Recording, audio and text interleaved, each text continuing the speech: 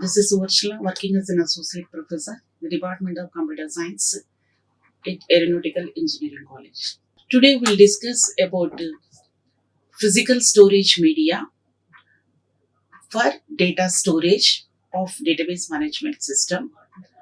So what are the various, because database is going to be stored in a memory which is non-volatile memory, permanent storage. So what are the various storage media are available and how the data will be stored? What are the various characteristics of these media so that we will use for permanent storage of data actually. This lecture includes overview of the physical storage media, magnetic disk, RAID and today storage.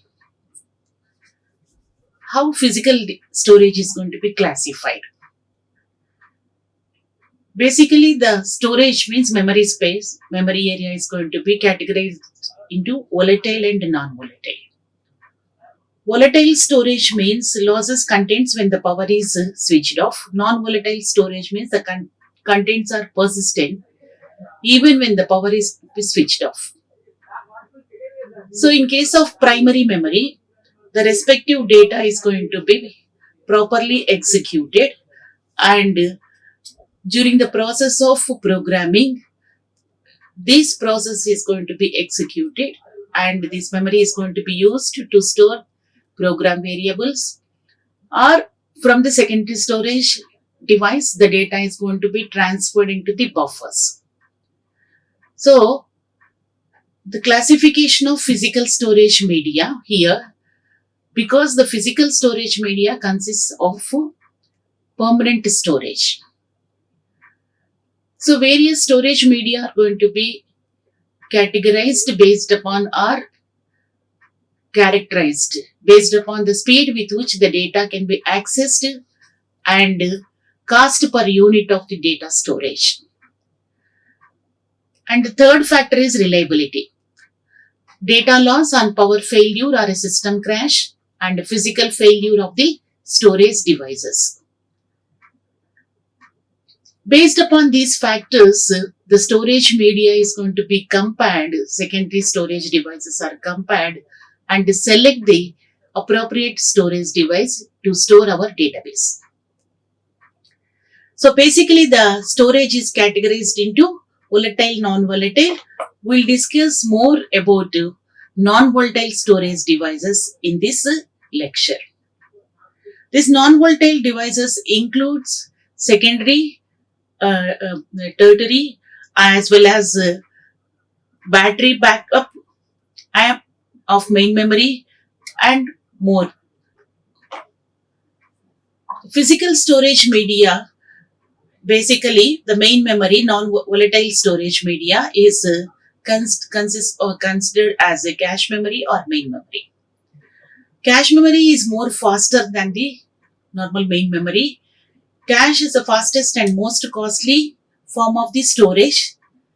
It is volatile and it is managed by the computer system hardware, not by the software, either operating system or like that.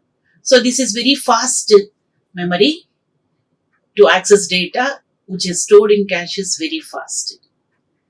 Main memory, and this is also fast access only, 10 seconds to 100 seconds of 10 to 100 seconds of nanoseconds. So 1 nanosecond is 10 power 9.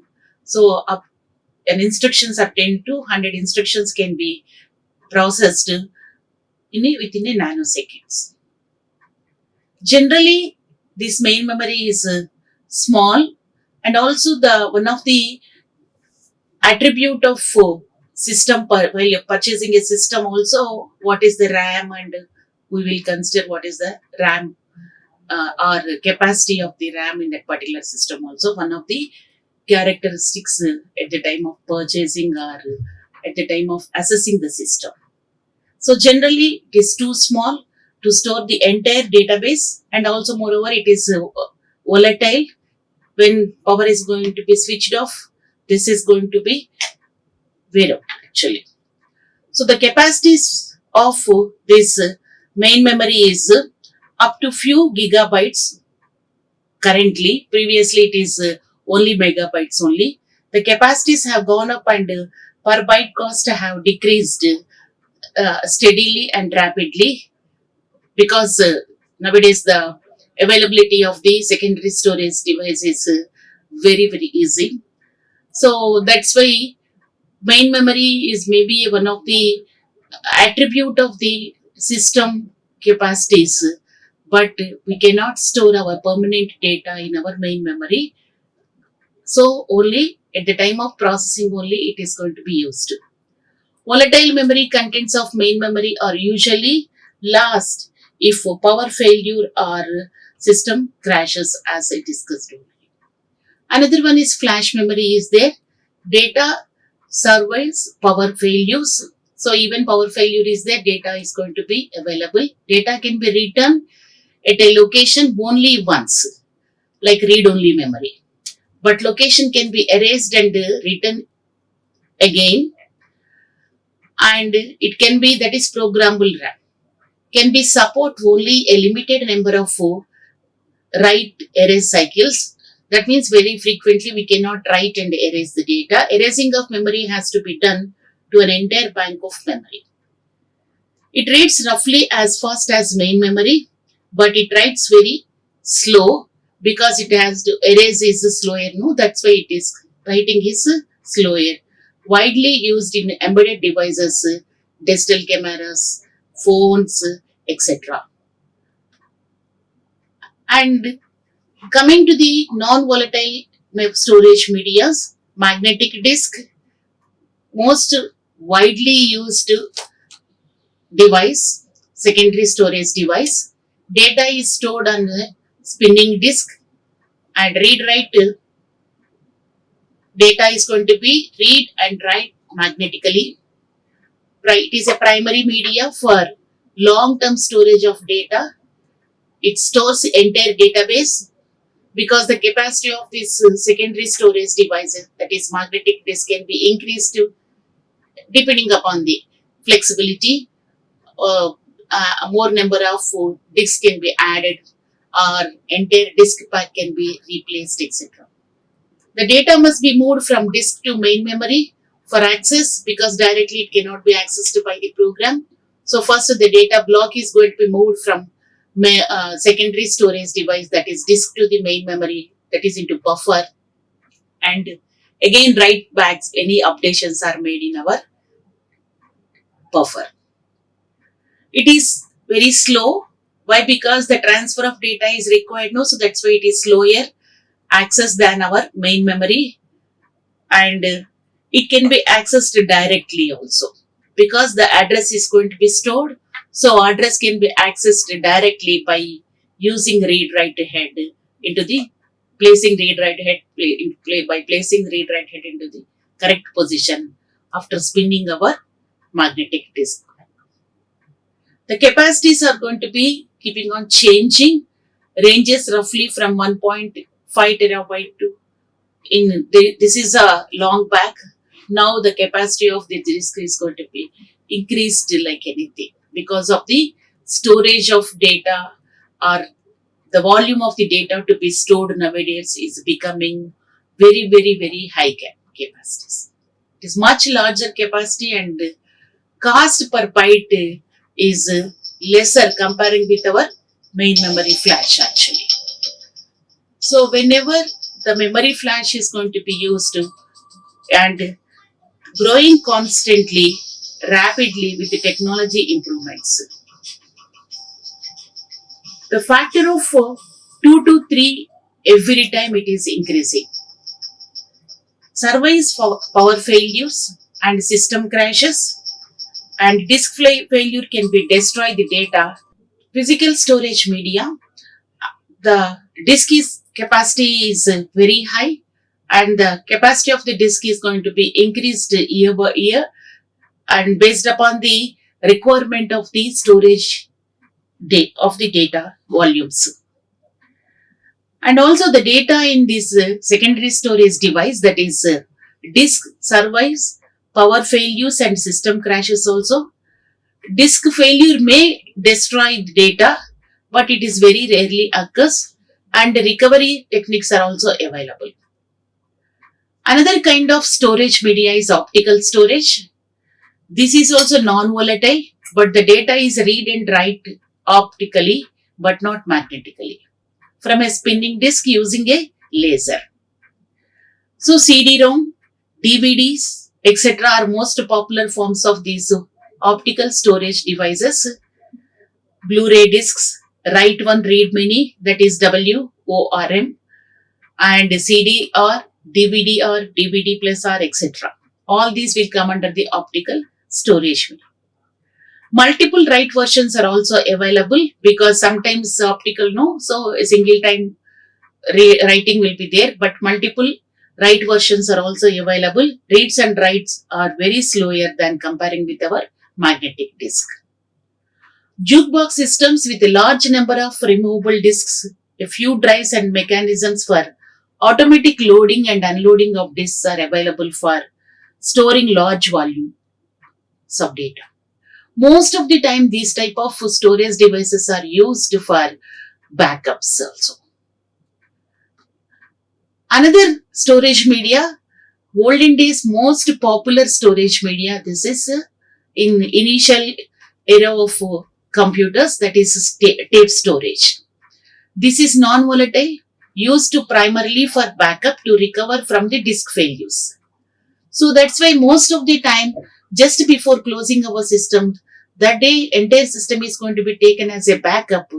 And in most of the industries previously, they use these backups. If any failure occurs in our systems, recovery can be done from the most recent backups.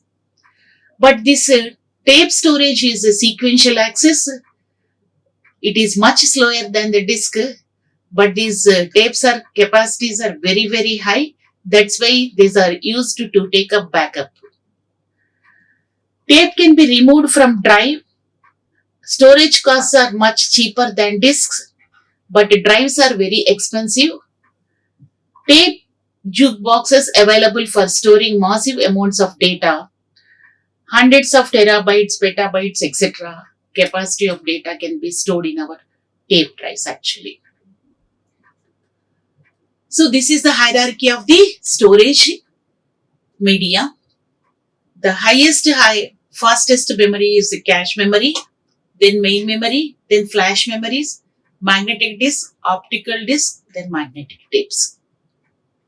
The data can be transferred from one media to other media depending upon our need actually. Primary storage, fastest media, but volatile, and secondary storage are next level of hierarchy, non-volatile, moderately fast access time. These primary storage are the first cache, main memory are primaries, and the next levels of storage media are considered to be as having a non-volatile actually. These secondary storages are also called as offline storages, whereas primary is known as online storage. And tertiary storage is the lowest level in hierarchy, non-volatile but slow access. These are all called as a offline storage devices, magnetic tape, optical storage, etc. First we'll discuss one by one magnetic hard disk mechanism, how it works. This is the diagram has been shown here. You observe here, just like a gramophone record plate is there, similar to that, these disks are going to be stored. Depending upon the capacity, more number of disks can be added depending upon the spindle capacity, etc. These are all the technical terms related to these magnetic hard disk. Spindle, that is a rod like that, in which each disk is going to be fixed. This spindle rotates, then automatically what happens? The read-write head is at the same place. Depending upon the rotation, the particular position will come under this read-write head actually. In this disk, each disk is going to be having both sides, 0 side and 1 side.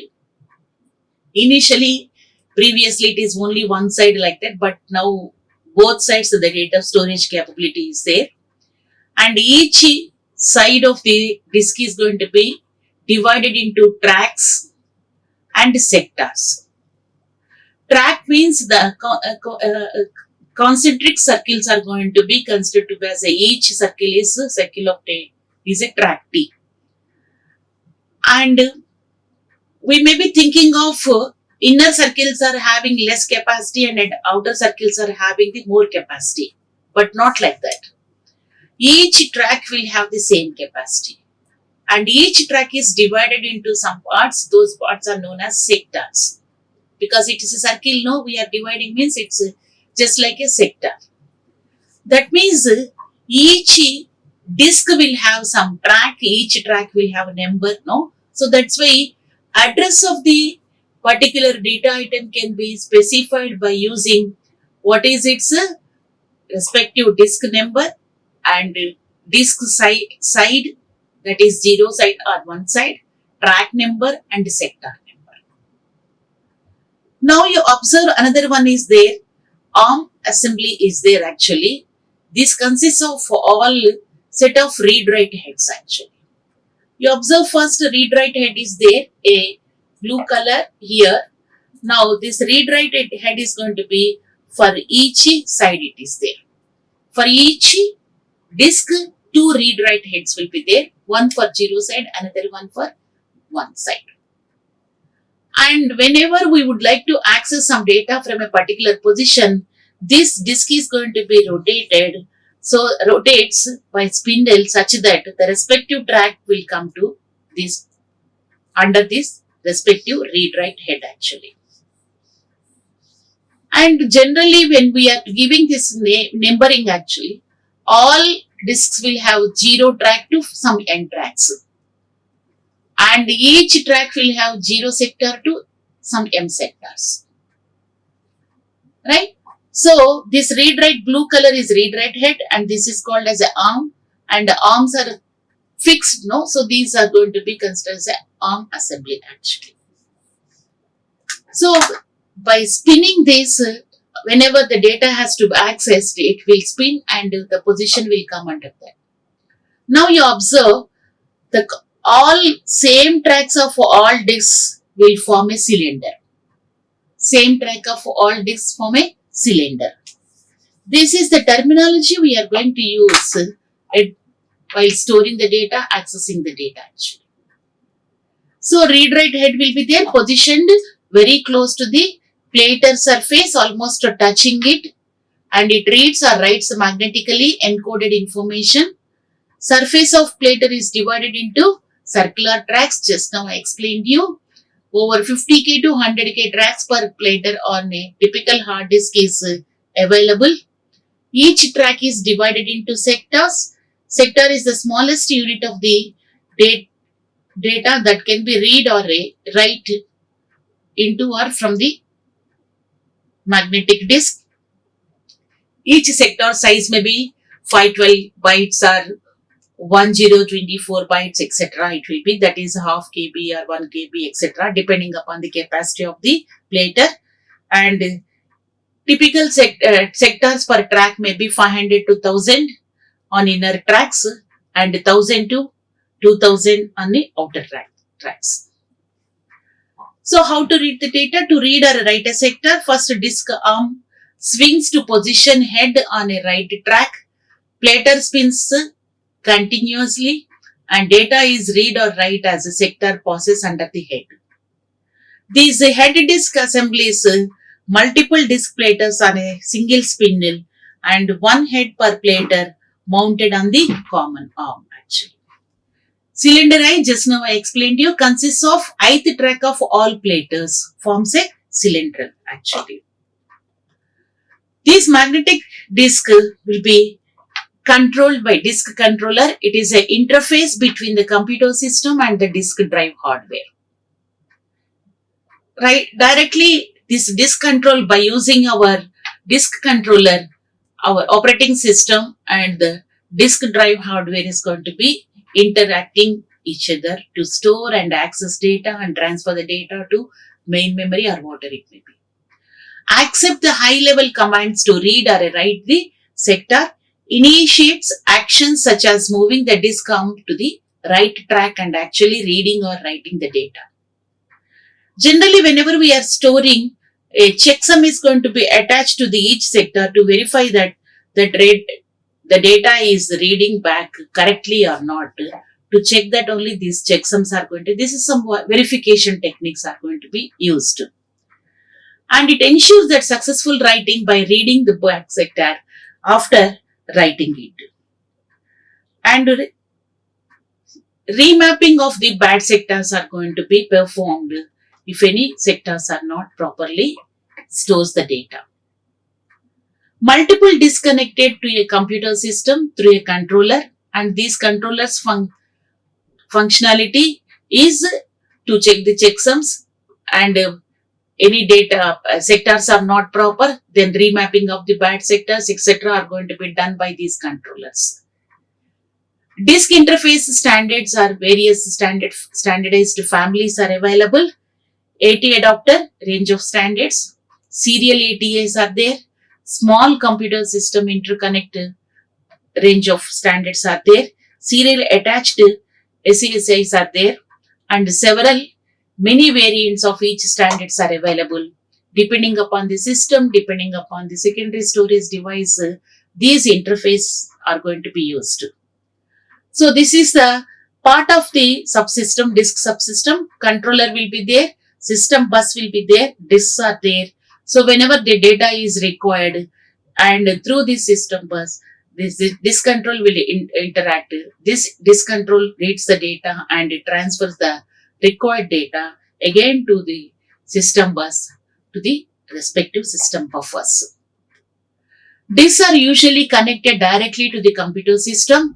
Most of the disks are going to be connected, and whenever we would sometimes what happens now, if voluminous data is there, this disk pack is full, it is going to be stored somewhere. Removable disks are possible actually. It is going to be removed and a new disk. Whenever the old data has to be used by us, again that disk is going to be connected to our system. The storage area networks, a large number of disks are connected by high-speed networks to the number of servers. For example, our internet nowadays, most of the disks are connected, most of the secondary storage devices are connected with high-speed networks. That's why we are getting information very fastly from various locations of the servers. In network attached storages, networks are going to be provides a file system interface using the respective file system protocol instead of providing the disk system interface. Whenever we are using any system, as we discussed in initial slides, we need to find out what is the capability of that particular device. Capability means measure. We will measure in terms of the access time, and we will measure in terms of the storage capacity, etc. So the performance measure is one of the main attribute of the performance measure of a disk is access time. The time, what is access time? The time it takes from when a read or a write request is issued to when data transfer begins. That is the time elapsed between the request and the result we got. That can be considered as access time. So this access time is, in case of disk, is a combination of seek time and rotational latency. Seek time means whenever we are requesting for data, we have to first find the position from where the data has to be taken, or to which place, at which place the data has to be stored. That means the position must be first identified. How the position is going to be done? It will spin, as we discussed earlier in the diagram. The spin is going to be whatever the spindle is there, that is going to be spin rotated, and respective address is going to be made to under this particular read write arm actually. So seek time means the time it takes to reposition the arm over the correct track. The time it takes to reposition the arm over the correct track. So in the correct track, the time how much it will position, no, that time is constituted as a seek time. Average seek time is half of the worst case seek time would be 1/3 if all tracks had the same number of sectors. As we discussed earlier, depending upon the system, all tracks will have the same number of sectors, or inner sectors capacity is different comparing with the outer sectors capacity, outer tracks capacity. In such case, it will be half, and if it is all of them are same, 1/3, and we ignore the time to start the storm, stop the arm movement. Only to position in the correct track, that is known as seek time. But what happens?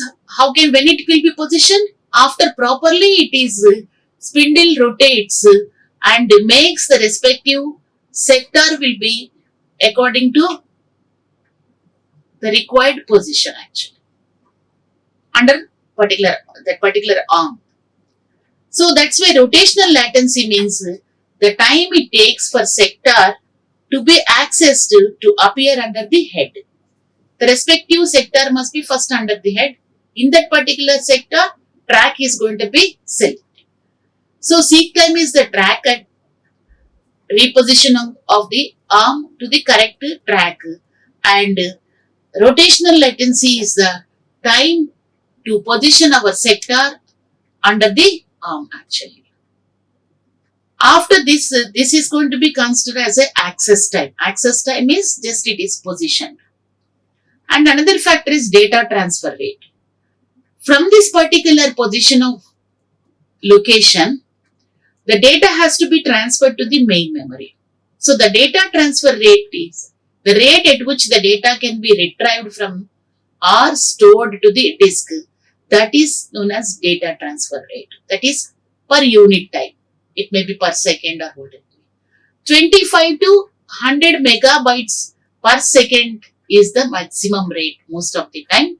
It may be increasing nowadays actually. It is lower for inner tracks.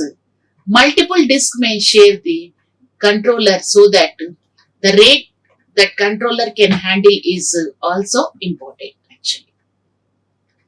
So various standards are available depending upon the controller and what are the data rates actually. And another one is mean time to failure, another measure of performance. So access time, rate of data transfer. Third one is mean time failure, MTTF. That is average time the disk is expected to run continuously without any failure is known as mean time failure. Generally, there may not be more frequent failures in our secondary storage devices. 3 to 5 years generally it will take. Very rarely failure occurs. So that's why probability of failure of new disk is very, very low, corresponding to the probability of failure of an old disk. Many number of times we are reading and writing, no rewriting. So that's why there may be some problem, maybe occur actually. But most of the new disks may not have the same problem actually. An MTTF of 1,000,000 years hours for a new disk, and relatively it is on average failure will be 1200 hours for a old disk. So MTTF decreases as disk age. Another factor is the block. So what is the block size and how the block transfers are going to be carried out? So block means a contiguous sequence of sectors from a single track is known as block of memory. As we discussed earlier, sector may be 512 KB or 1 MB, etc. Right? 512 bytes or 1 KB, etc. So that's why block means depending upon our computer's main memory, the block size depending upon our entire secondary storage device, block size is going to be decided. The data is transferred between disk and memory in terms of the blocks. And the sizes block sizes ranges from 512 bytes to the several kilobytes. Smaller blocks are going to be more transfers from the disks. Larger blocks are more space wasted due to partially filled blocks. So that's why deciding a block size is also one of the factors through which you can enhance the capability of your secondary storage device as well as the processing of respective data also. So block size decision also, it should not be too small, it should not be too large. Typical block sizes generally we are going to use nowadays are 4 to 16 kilobytes block sizes, and we are going to consider based upon the frequency of the data transfer also. The disk arm scheduling algorithms are also available, and these algorithms they will give the order of pending access to the tracks. This may be queue, it may be in queue. For example, same track, various read statements are there, then which read statement has to be executed first. For all these things, disk arm scheduling algorithms are there. From which track it has to take, from which sector it has to take initially. These are all going to be keeping in a order for pending access to the tracks, disk arm, so that the disk arm movement is going to be minimized. All related tracks can be first transferred like that actually. And various techniques are there. For example, elevator is one algorithm. Here we have R6, R3, R1, R5, that is read 1, read 2, etc. R2, R4. Inner track is there and outer tracks are also there. Here, depending upon the required algorithm, whichever the read is using, the inner tracks, those inner tracks are going to be used initially. Outer tracks are going to be slowly towards that actually. That means from inner track to outer track is going to be moved actually. So that's why what is our requirement? All these factors, by considering all these factors, we have to optimize our disk data access process actually. That is, optimization of the disk block access must be considered by us.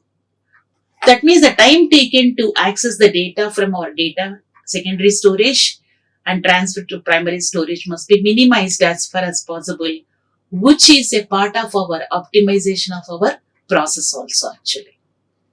So the further purpose, the organization of the file is also one of the factors we will consider.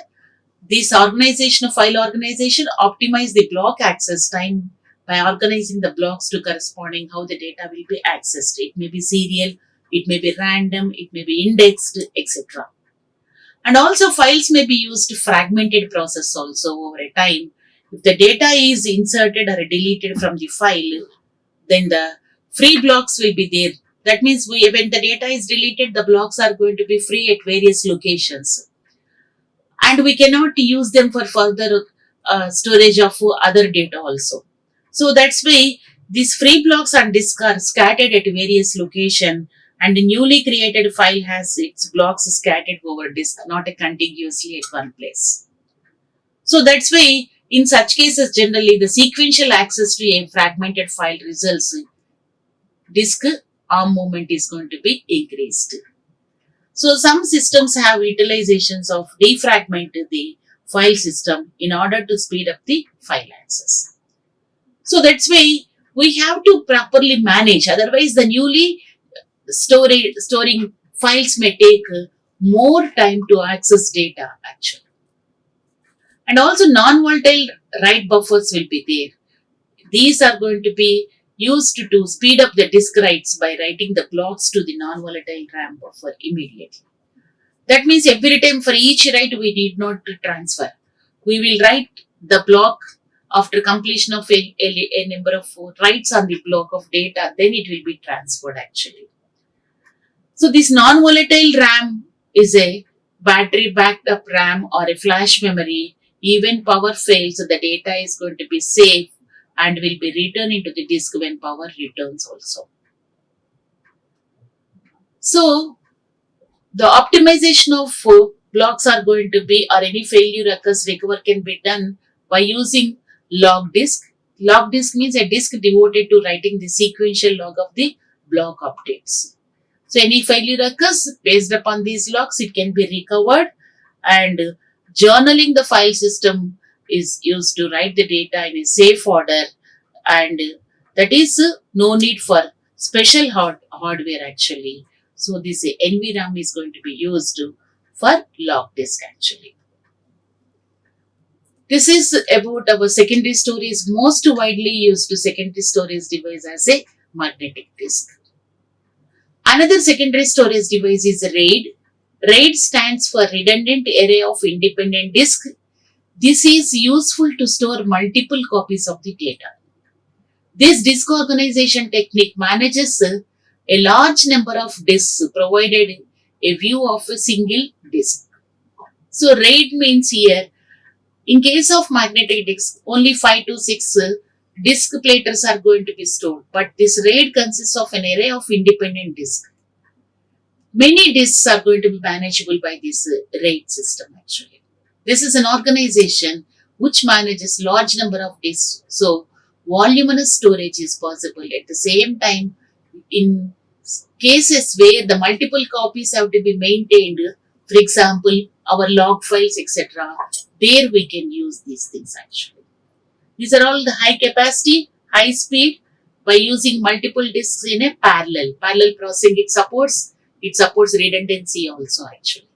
High reliability by storing the data redundantly so that the data can be recovered even if disk fails actually.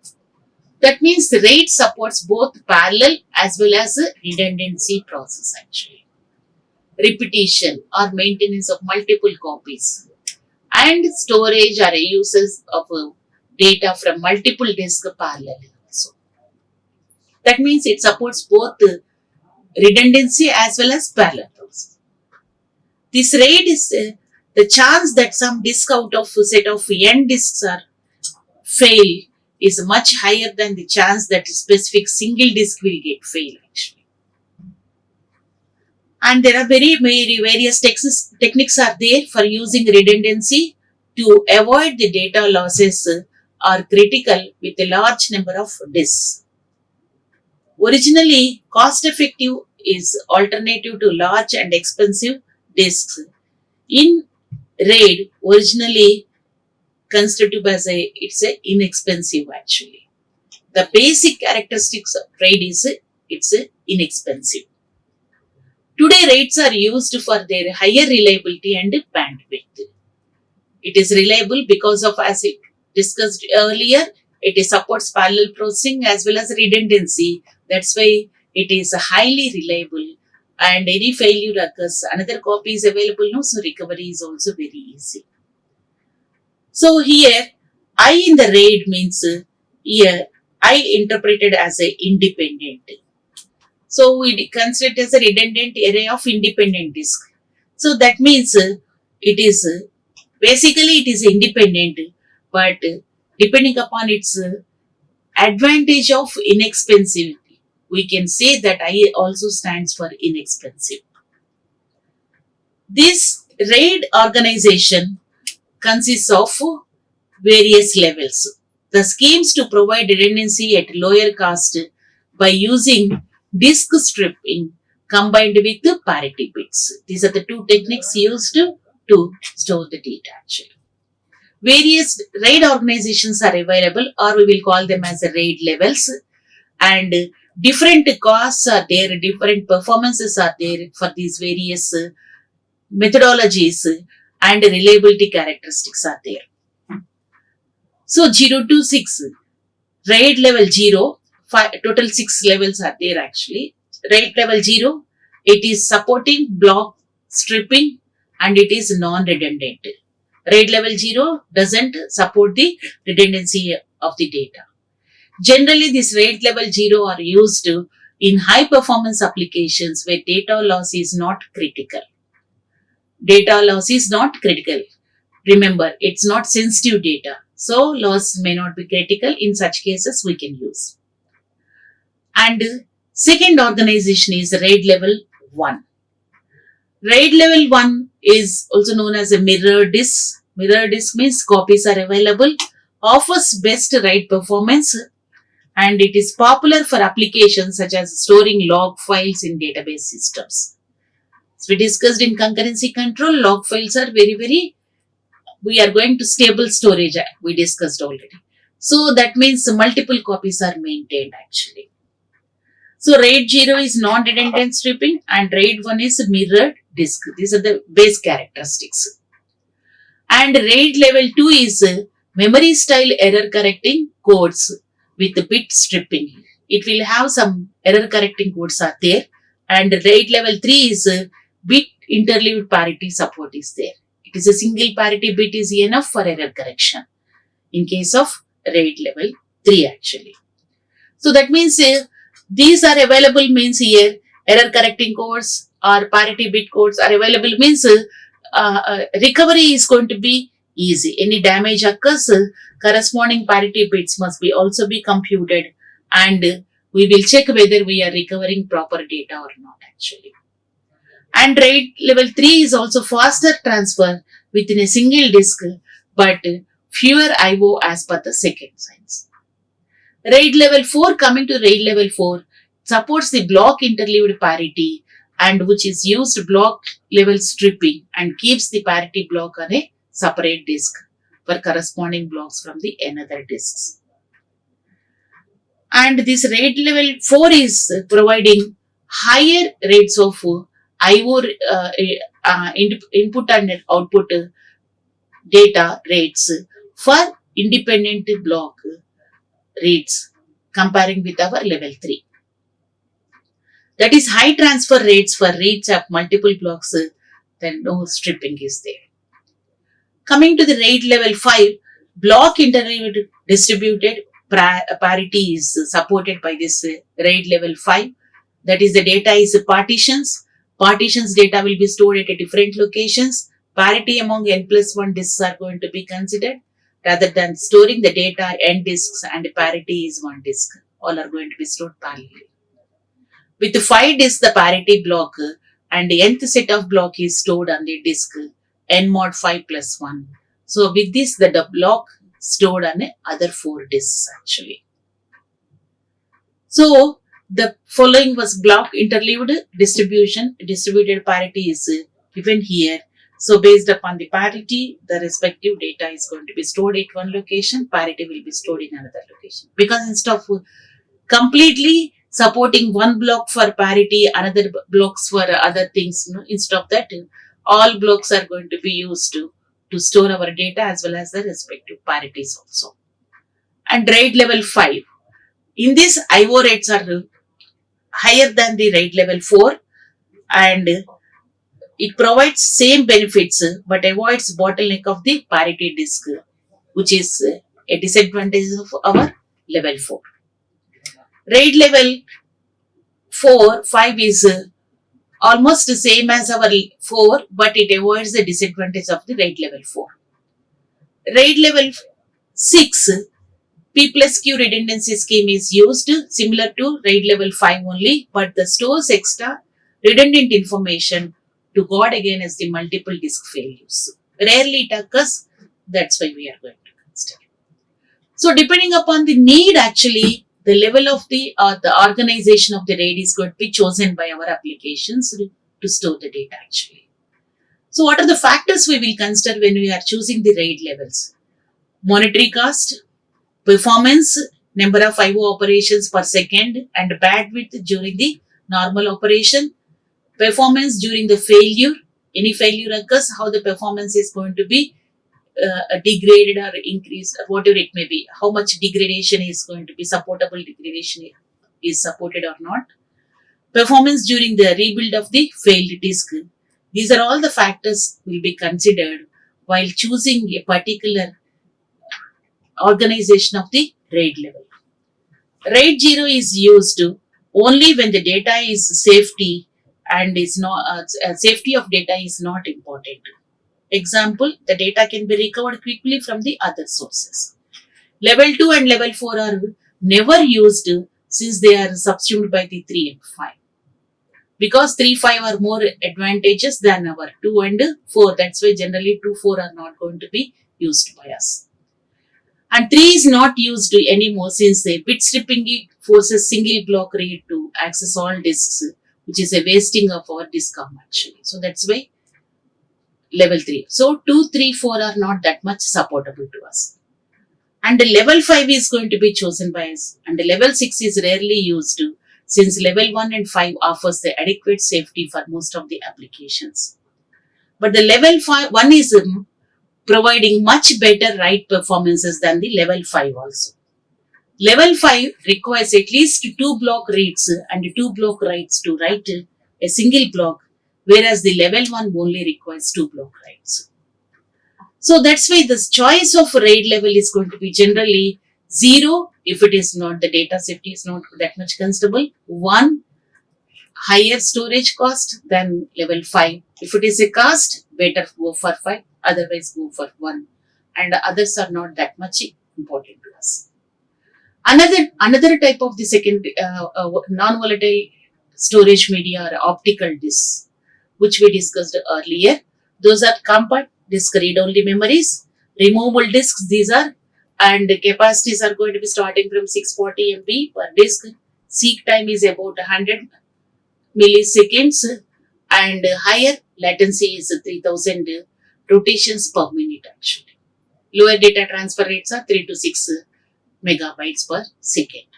Whatever the values are given, these values are only not in older years, but these are keeping on increasing depending upon the, characteristics are increasing depending upon the time or hardware are going to be designed more effectively.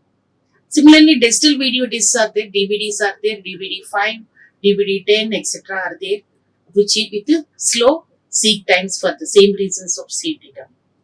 And which record once versions are there, that is CD reading or DVD reading, but nowadays we are not using much about all these things actually. Multi-write versions are also available. And which we discussed for backup storages, magnetic tapes are more suitable.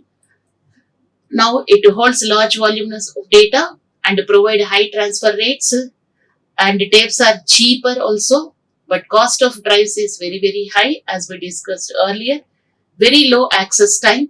So that's why generally we won't use tapes for processing of data through program directly. So that's why only for backups most of the time used. Mainly for backups it is used for storage infrequently used information, and tape jukeboxes are used for very large capacity storages like multiples of petabytes, etc. So these are all various storage devices we have, and we will discuss in another session how our database is going to be choosing, how the database is going to be stored in these devices so that the access of the database is going to be more efficient and which will supported by the concurrent transactions also. That we'll discuss another session, how the data is going to be organized in these on these devices so that it will be effectively accessible by us. Thank you for watching this video. Like, share and subscribe. Hit the bell icon for more updates.